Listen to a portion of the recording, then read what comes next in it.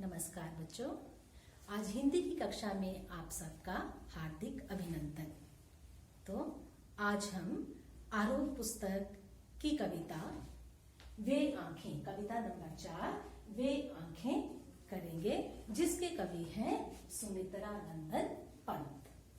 तो चलिए कविता आरंभ करने से पहले हम उनके कवि परिचय जान लेते हैं। सुमित्रा नंदन पंत का जन्म 1900 ईस्वी में अल्मोड़ा के कोसानी नामक ग्राम में हुआ। इनका वास्तविक नाम गोसाई दत्त था। महात्मा गांधी के यह बहुत बड़े अनुयायी थे। महात्मा गांधी ने जब असहयोग आंदोलन आरंभ किया तो उन्होंने इसमें बढ़ चढ़कर भाग लिया।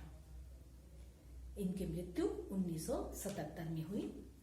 साहित्य की अनेक विधाओं में इन्होंने अपनी कलम चलाई, जैसे कि इन्होंने उपन्यास, कहानी, नाटक, कविताएं बहुत लिखी और इन कविताओं के लिए, इन साहित्य में योगदान के लिए इन्हें अनेक पुरस्कारों से पुरस्कृत भी किया गया, जिनमें इन्हें बहुत सारे पुरस्कार मिले, जैसे भारतीय ज्ञानपीठ पुरस्कार, अकादमी पुरस्कार, पद्म भूषण पुरस्कार। और इनकी साहित्यिक भाषा रही खड़ी बोली। तो आइए अब हम शुरू करते हैं वे आंखें कविता की व्याख्या।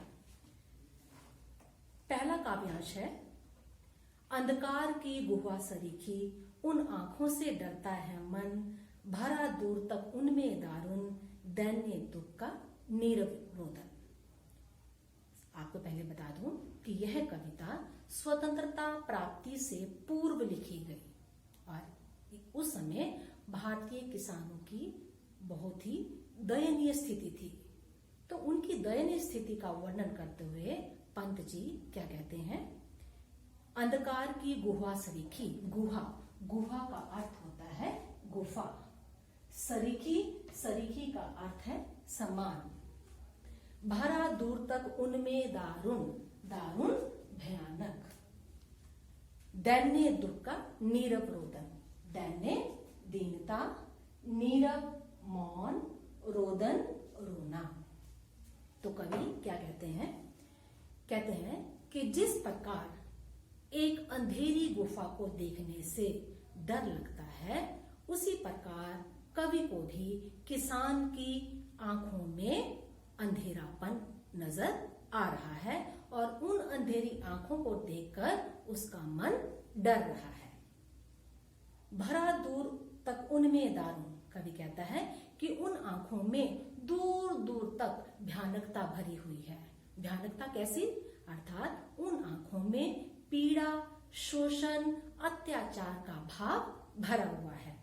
दैन्य दुख का नीरव रोदन, और इसी दीनता और दुख उसकी आंखों में भरा हुआ है और इसी दीनता और दुख के कारण एकांत में उसकी आंखें रोती रहती हैं।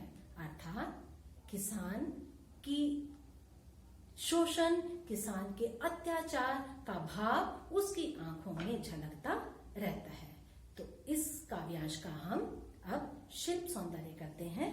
अंधकार की गुहा सरीखी, शिल्प सौंदर्य में सबसे पहले लिखेंगे कि इस काव्यांश में निराश किसान का मार्मिक चित्रण किया गया है। गुहा सरीखी समान, गुफा के समान, तो यहाँ पर उपमा अलंकार का प्रयोग किया गया है। दारुण, दैन्य और दीनता में अनुप्रास अलंकार का प्रयोग किया गया है और तत्सम तद्भव शब्दावली का प्रयोग किया गया है। तो चलिए अब हम दूसरा काव्यांश करते हैं। यह स्वाधीन किसान रहा, अभिमान भरा आंखों में इसका, छोड़ उसे मंझधार आज, संसार कगार सदृश यह खिसका। स्वाधीन कहते हैं स्वतंत्र, मझधार बीच में, कगार किनारा, सदृश समान।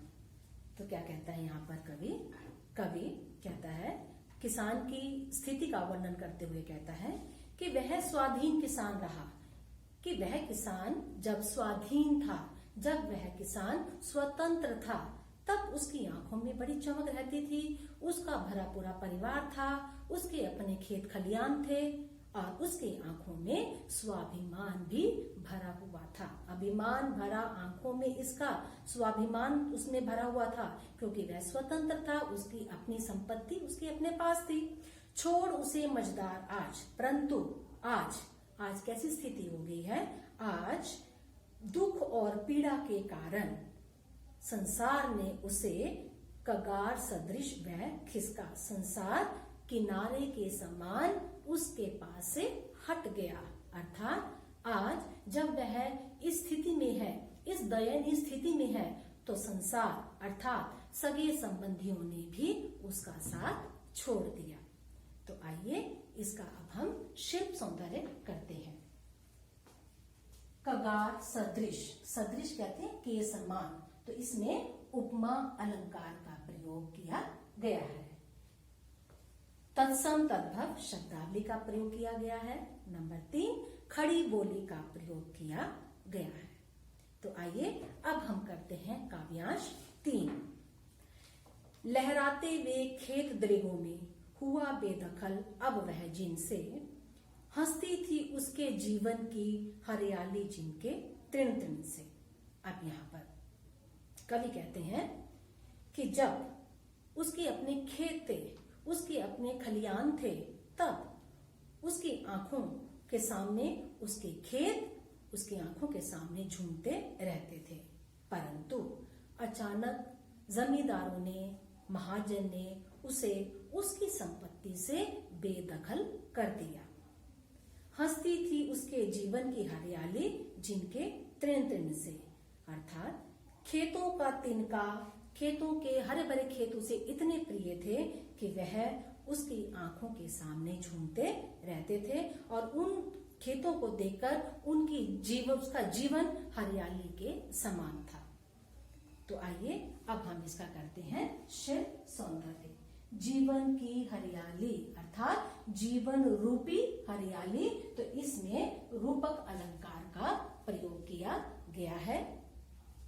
नंबर 2 खड़ी बोली का प्रयोग किया गया है। तृण तृण, तृण तृण तिनके, तृण का अर्थ होता है तिनका, तृण तृण में पुनरुक्ति प्रकाश अलंकार का प्रयोग किया गया है। आइए अब हम करते हैं चौथा काव्यांश। आंखों ही में घूमा करता वह उसकी आंखों का तारा, कारकुनों की लाठी से जो गया जवानी ही में मारा। अब यहाँ पर किसान के जो उसका पारिवारिक स्थिति थी उसका वर्णन किया गया है कि उसका एक बेटा था। आंखों का तारा, आंखों का तारा एक मुहावरा है जिसका अर्थ होता है बहुत प्रिय। किसान का एक बेटा था जो उसे अपनी आंखों के तारे के समान लगता था, अर्थात अत्यधिक प्रिय लगता था। परंतु कारकुनों ने, कारकुन बोलते हैं नौकर, तो कारकुन जो जमींदार के नौकर थे, उन्होंने अपना ब्याज, अपना सूद वसूलने के लिए, उसे ब्याज को प्राप्त करने के लिए उस पर अत्यधिक प्रहार किए और अंत में उन्होंने उसके बेटे को ही मार डाला। कारकुनों की लाठी से जो गया जवानी ही में मारा, जवानी में ही जमींदारों के नौकरों ने उसकी हत्या कर दी। और आज जब वह अपने बेटे को याद करता है तो उसकी आंखों में निराशा, दीनता के भाव नजर आते हैं। आइए अब इसका करते हैं शिल्प सौंदर्य। आंखों का तारा, मैंने आपको बोला आंखों का तारा मुहावरा, मुहावरेदार भाषा का प्रयोग किया गया है। किसानों पर होने वाले अत्याचारों का, जो महाजन, जमींदार, पूंजीपति किसानों पर अत्याचार करते थे, शोषण करते थे, तो जमींदारों के अत्याचारों का वर्णन किया गया है। भाषा सरल व सहज है और खड़ी बोली का प्रयोग किया गया है। चलिए आगे हम करते हैं पांचवा काव्यांश। बिका दिया घर द्वार महाजन ने ना ब्याज की कौड़ी छोड़ी, रह रह आंखों में चुभती वह कुर्क हुई बर्तों की जोड़ी। घर द्वार, घर द्वार बोलते हैं घर बार को। महाजन, महाजन कैसे बोलते हैं? महाजन कहते हैं कि पहले ये किसान महाजन से पैसा उधार ले लेते थे और ब्याज पर लेते थे और उसके बदले उन्हें ब्याज समेत वह पैसे लौटाने होते थे। तो यह काम महाजन करता था। कौड़ी, कौड़ी पैसा।